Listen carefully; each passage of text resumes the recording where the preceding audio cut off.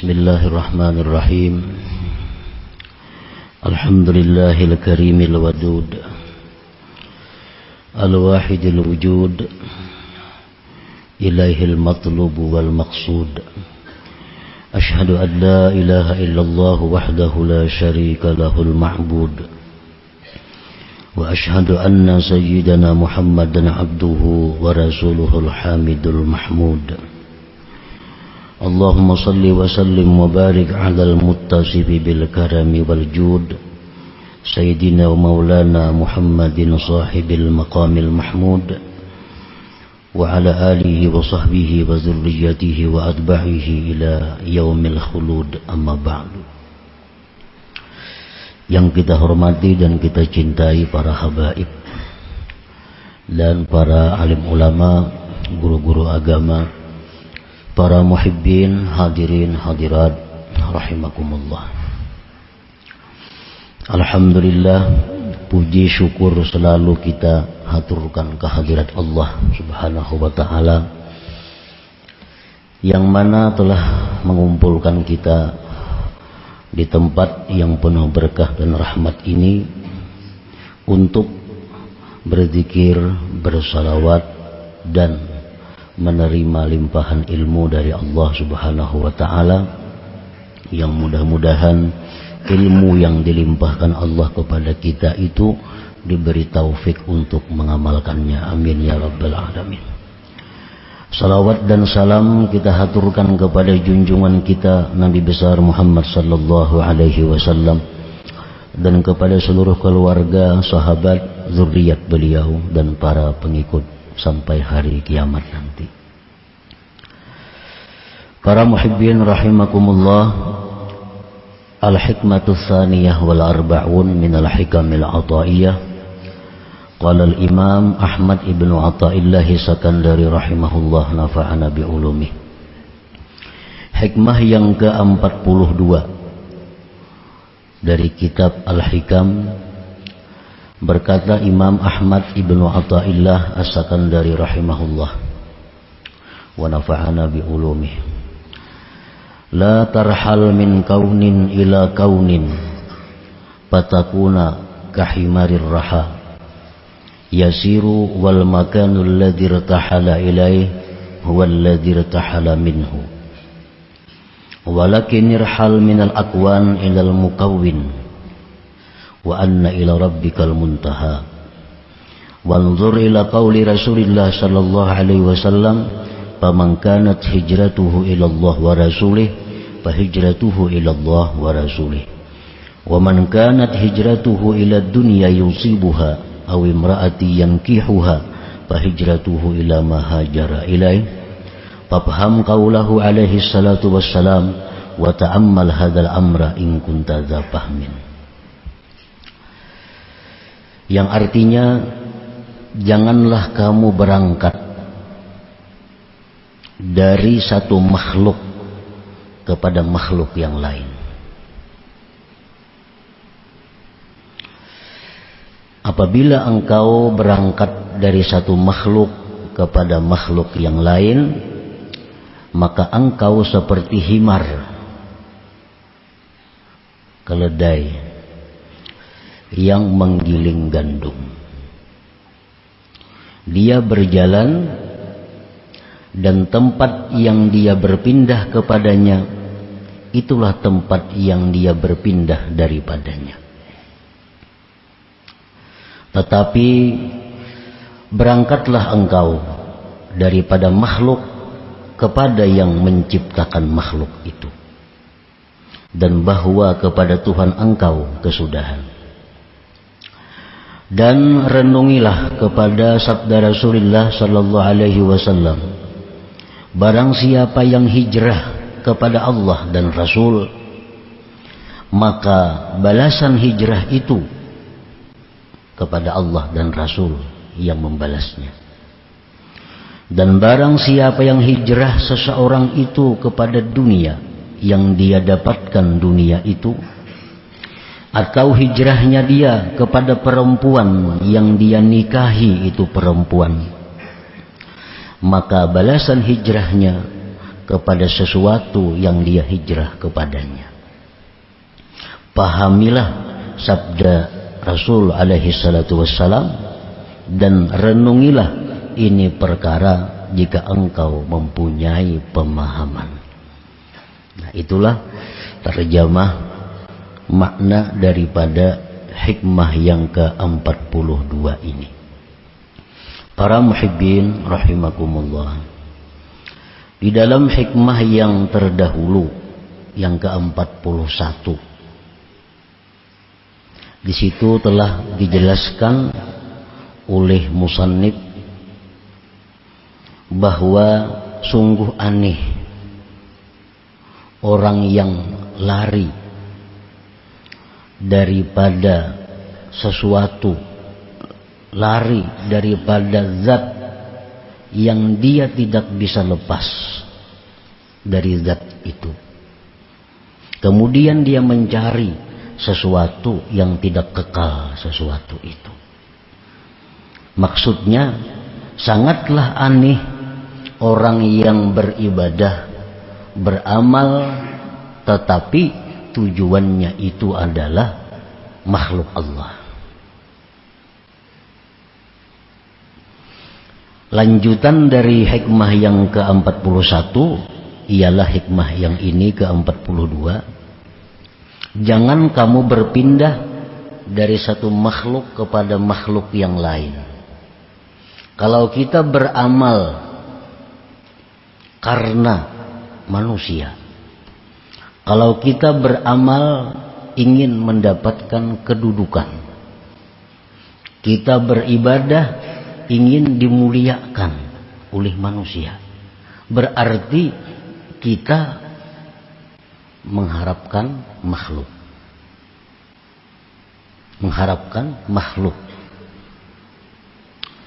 Nah, selanjutnya kalau kita beribadah kepada Allah mengharapkan surga, kita beribadah kepada Allah mengharapkan kelapangan di akhirat, kita beribadah mengharapkan dapat gedung, fasilitas-fasilitas yang luar biasa di surga. Padahal surga itu pun makhluk Allah juga. Nah, jadi jangan kita berpindah dari satu makhluk kepada makhluk yang lain. Kalau kita beribadah untuk mencari kedudukan, kedudukan itu makhluk. Kalau kita beribadah karena mengharapkan surga, surga pun makhluk. Nah, jadi janganlah berpindah dari satu makhluk kepada makhluk yang lain. Itu maksudnya. La tatruk hazzan min huzuzi nafsik talaban li hazzin akhar. Jangan kamu tinggalkan bagian dari bagian diri engkau untuk mencari bagian yang lain. Nah, artinya jangan kita sudah merasa puas bahwa kita sudah kawa beribadah itu bukan karena manusia. Sekarang kita beribadah sudah mengharapkan surga. Jangan merasa puas demikian. Karena itu masih belum pas. Karena sama-sama makhluk. Manusia ya makhluk juga, surga ya makhluk juga. Nah, la tarhal min kaun ila kaun. Janganlah berpindah dari makhluk kepada makhluk.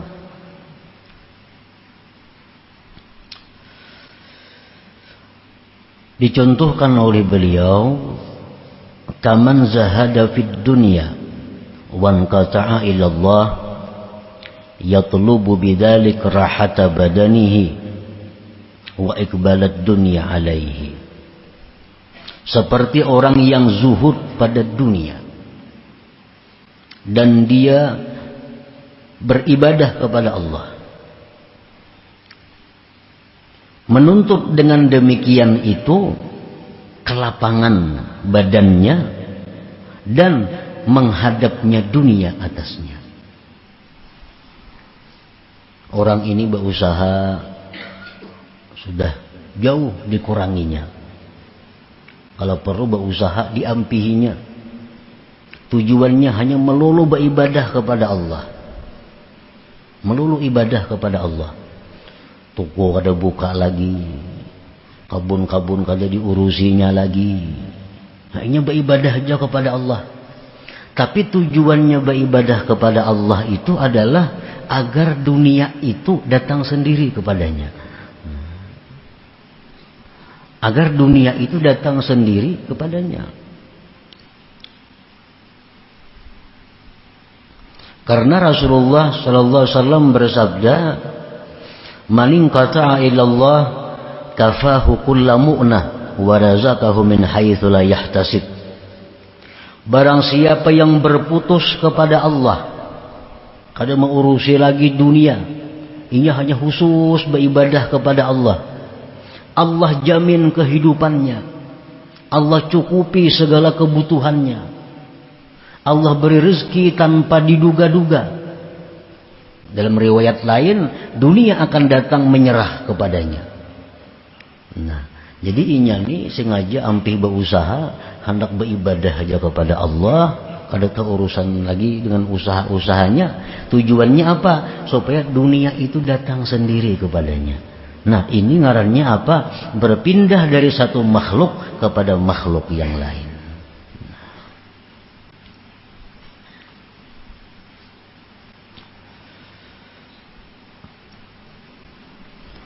Wa kaman amila bi ta'atillahi ta'ala wa talaba bihal karamat awil hura wal qusura fil jannah. Seperti orang yang beramal taat kepada Allah dan dia menuntut dengannya itu taat karamat, beribadah kepada Allah, tapi tujuannya apa? Supaya diberi Allah karamat. Atau tujuannya mendapatkan bidadari di surga, atau tujuannya mendapatkan gedung-gedung di surga. Nah, bila beribadah kita seperti demikian tujuannya, maka ibadah kita tujuannya adalah kepada makhluk. Tujuan ibadah kita kepada makhluk. Walakin i'mal bi ta'atillah adaan li haqqillahi ta'ala wa talaban li ridhah. Tetapi hendaklah engkau beramal itu dengan taat kepada Allah tadi, menunaikan hak Allah subhanahu wa ta'ala dan menuntut keridhaannya. Nah, itu mestinya yang kita harapkan dari ibadah kita. Kita sembahyang, kita puasa, kita bersedekah, kita menuntut ilmu, kita berzikir, itu menunaikan hak Allah dan mencari keridhaan Allah. Nah, itu nang dituntut, itu nang bujur. Wa illa, jika tidak demikian, kita beribadah kepada Allah agar kita selamat dari neraka, kita beribadah kepada Allah agar mati masuk surga, fa antakal himar, engkau seperti himar. Himar nang menggiling gandum itunya selalu berjalan, tapi jalan di tempat. Nah, orang yang beribadah tujuannya untuk mencapai kesenangan diri sendiri sama dengan himar tadi. Artinya ibadahnya itu jalan di tempat, kada akan sampai kepada Allah subhanahu wa ta'ala. Para muhibbin rahimakumullah, apabila kita beribadah untuk dunia, Allah akan memberikan dunia itu. Allah berikan dunia. Wa ma lahum min khalaq, tapi di akhirat orang ini tidak ada lagi bagian.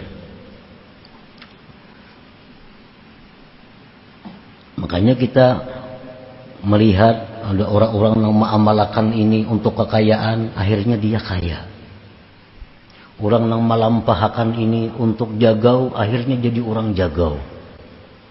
Orang melampahkan ini supaya orang ketujuh lawan inya, akhirnya orang ketujuh lawan inya. Nah, apa yang kita niatkan dengan amal itu Allah beri. Orang yang beribadah kepada Allah untuk selamat neraka, orang yang beribadah kepada Allah agar dia masuk surga, Allah berikan. ia mati selamat dari neraka dan masuk surga. Orang yang beribadah kepada Allah dengan tujuan mencapai keridaan Allah, Allah berikan pula keridaan Allah ini. Nah, jadi selaku manusia kita dituntut bahwa apabila beribadah kepada Allah itu jangan seperti nomor 1, jangan seperti nomor 2, seperti nomor 3. Ini yang dituntut. Beribadah itu menunaikan hak Allah dan mencari keridaan Allah. Nah, para muhibbin rahimakumullah. Faman kanat hijratuhu minal lagwi wal lahwi wal la'ib ilal ibadati wat ta'ah wa minal jahli ilal ilm qasidan bihijratihil wusula ila ridha'illah wa rasulih fahijratuhu musilatun ila ridhahuma. Barang siapa yang hijrah ini artinya berpindah dari yang sia-sia, berpindah daripada permainan-permainan, berpindah dari urusan-urusan dunia, berpindah kepada ibadah dan taat, berpindah dari jahil kebodohan kepada ilmu. Tujuan dengan berpindahnya itu adalah sampai kepada keridaan Allah dan Rasul. Maka berpindahnya itu menyampaikan kepada ridha Allah dan Rasul. Bila kita nih beribadah, tujuan kita supaya Allah ridha. Allah ridha kepada kita. Tujuan kita beribadah supaya kita ini dicintai Allah. Allah cinta kepada kita. Wa man kanat hijratuhu min dzalik ila dzalik qasidan ghaira dzalik faqad khaba qasduhu mas'ah wa ghayatu hijratihi ma hajara ilaih. Barang siapa yang pindah dari urusan dunia kepada perkara ibadah, tujuannya tidak mencapai ridha Allah, maka sungguh rugi tujuannya dan rugilah usaha perjalanannya itu. Dan kesudahan pindahnya itu adalah sesuatu yang dia pindah kepadanya. Nah, para muhibbin rahimakumullah, di zaman Rasulullah SAW itu ada masa di mana diwajibkan orang Muslim mukmin yang di kota Mekah itu hijrah ke Madinah. Ada masanya waktu itu. Lalu sahabat-sahabat ini ada yang hijrah ke Madinah itu semata-mata karena Allah, karena mencapai keridhaan Allah, seperti Abu Bakar Siddiq radhiyallahu anhu, seperti Sayyidina Umar, Sayyidina Ali, Sayyidina Utsman. Ini orang-orang yang hijrah ke Madinah untuk mencari keridhaan Allah dan Rasul. Apa yang mereka dapatkan? Radhiyallahu anhum, Allah ridha kepada mereka.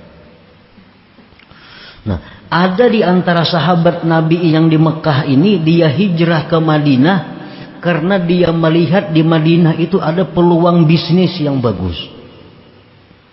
Wah, ini orang pengen rame hijrah ke sana, aku baik hijrah sambil berusaha. Hijrah ke Madinah, membuka usaha di Madinah, kaya, sugih. Sugih itulah balasannya. Habis sampai di situ. Ada di antara sahabat Nabi ini yang hijrah ke Madinah karena tunangan hijrah. Ini tunangan hijrah ke Madinah. Hijrah tunangan boleh kan, nggak ada hijrah putus sampai di sini kita. Wa ilam ra'atin yankihuha. Mau kada mau si laki-laki hijrah juga ke Madinah. Sampai di Madinah kawin itulah balasannya. Habis itu kada ada lagi. Fahijratuhu ila ma hajara ilaih. Jadi ibadah yang kita lakukan untuk apa kita dapatkan tergantung tujuan kita. Orang mengamalkan la ilaha illallah 100.000 kali, tujuannya hendak jadi orang sugih, dilampahkannya jadi orang sugih, Allah akan memberi itu. fal amalu ala talabil jaza' wad darajat aw nailil maratibil aliyati wal maqamat nuqsanun wa syaubun bi ikhlasil a'mal. Beramal untuk mencari balasan, mencari derajat, mencapai martabat tinggi dan kedudukan, itu adalah kurang dalam ikhlasnya amal. Ikhlasnya amal. Kalau kita beramal supaya ke surga, kita beramal supaya terhindar dari neraka, ini oleh para ulama disebut ikhlas juga, tapi kurang ikhlasnya.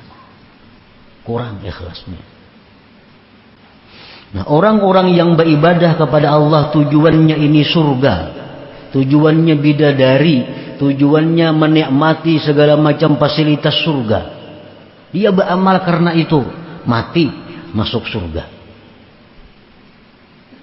Tapi di dalam surga dia tidak akan bisa melihat Allah Subhanahu wa taala. Tidak akan bisa melihat Allah. Karena orang-orang yang melihat Allah di dalam surga itu orang yang sudah mulai di dalam dunia ini menginginkan itu. Jadi di surga itu ada orang pengumuman bahwa Allah bertajalli, wahai penghuni surga, siapa nak bertemu Tuhan, silahkan bertemu Tuhan.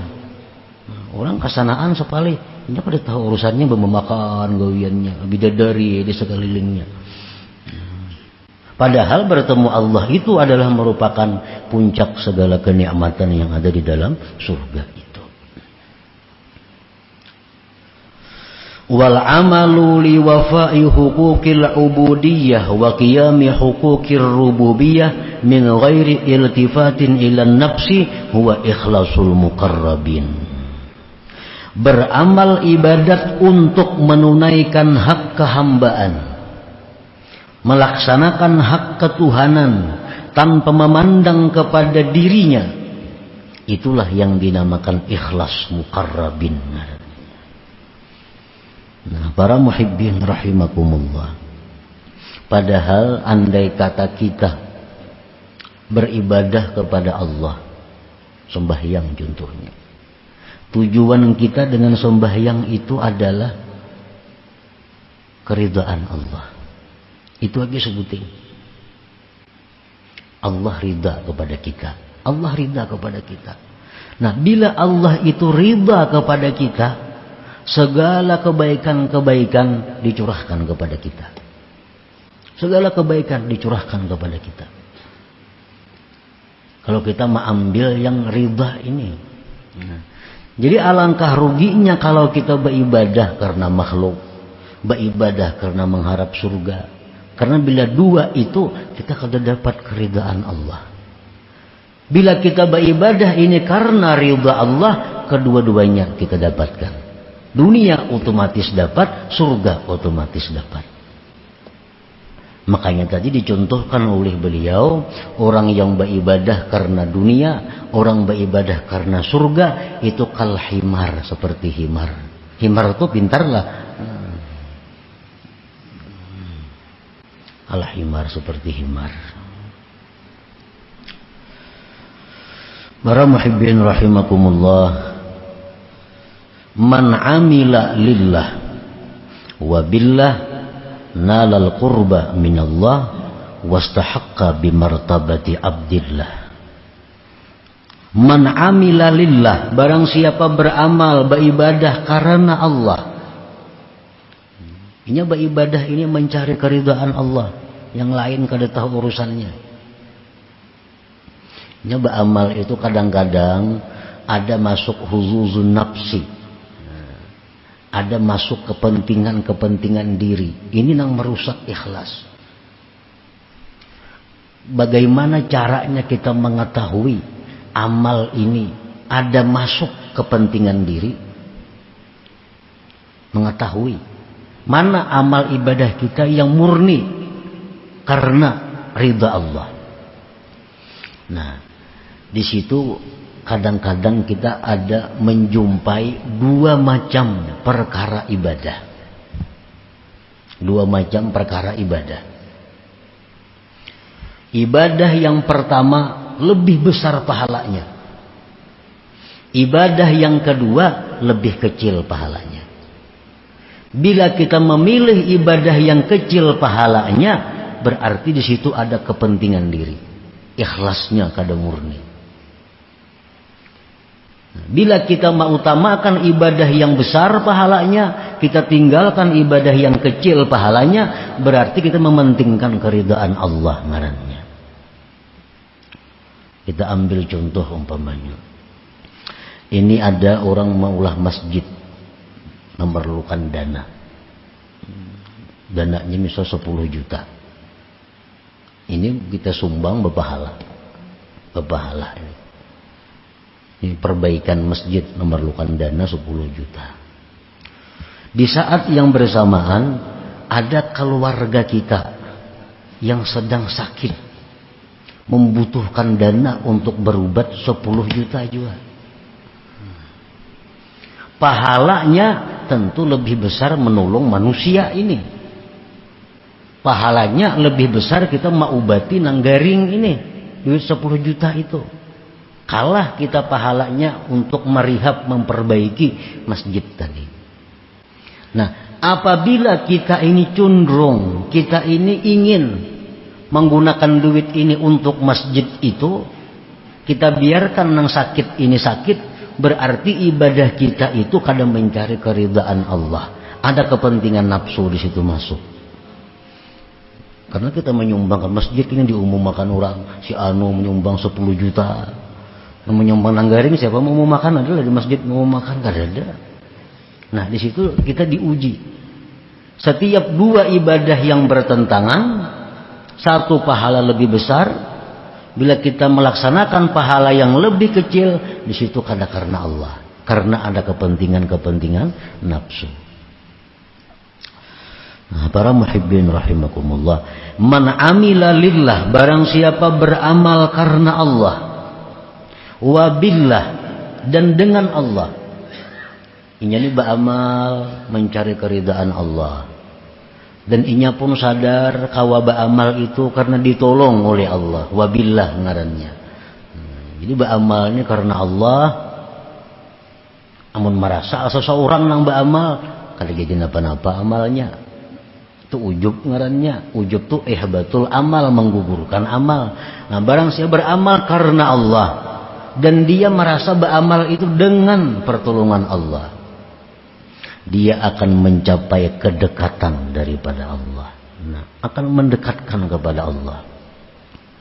Bila sudah kita dekat kepada Allah, wastahaqqa bi martabati abdillah, kita berhak duduk di martabat abdillah, hamba Allah ngarannya.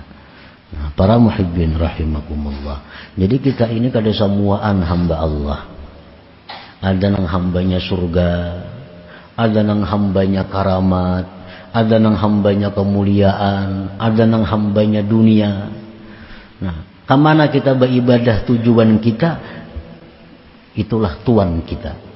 Itulah tuan kita. Kalau kita beribadah ini karena Allah, berarti Allah tuan kita, dan kita ini budaknya, hamba Allah. Nah, kedudukan Abdullah, kedudukan hamba Allah itu merupakan kedudukan yang paling tinggi di antara segala kedudukan. Para muhibbin rahimakumullah. Jadi kesimpulannya bahwa setiap kali kita melakukan ibadah, maka tujuan kita dengan ibadah itu hanya satu, ialah keridhaan Allah. Bila demikian, seluruh yang kita butuhkan, seluruh apa yang kita perlukan akan dicukupi oleh Allah Subhanahu wa ta'ala. Kita hendak bersedekah, sudah tujuannya mencari keridhaan Allah. Hendak sembahyang, mencari keridhaan Allah. Hendak membaca Quran, cari keridhaan Allah. Segala ibadah yang kita lakukan li talabi mardatillah, untuk menuntut keridhaan Allah Subhanahu wa ta'ala. Bila demikian, otomatis sudah ke surga matinya. Otomatis sudah dunianya akan bahagia. Orang yang diridai Allah. Nah, selanjutnya hikmah yang ke-43, إلى حضرة النبي صلى الله عليه وسلم. على الفاتحة. أعوذ بالله من الشيطان الرجيم. بسم الله الرحمن الرحيم. إياك نعبد وإياك نستعين. استقيم. غير المغضوب عليهم ولا الضالين. آمين. يا الله بها يا الله بها يا الله بحسن الخاتمة. يا الله بها يا الله بها يا الله بحسن الخاتمة. يا الله بها يا الله بها يا الله بحسن الخاتمة. يا أيها الرجل منه شفاعة صلوا عليه وسلموا تسليما. اللهم صل وسلم وبارك عليه.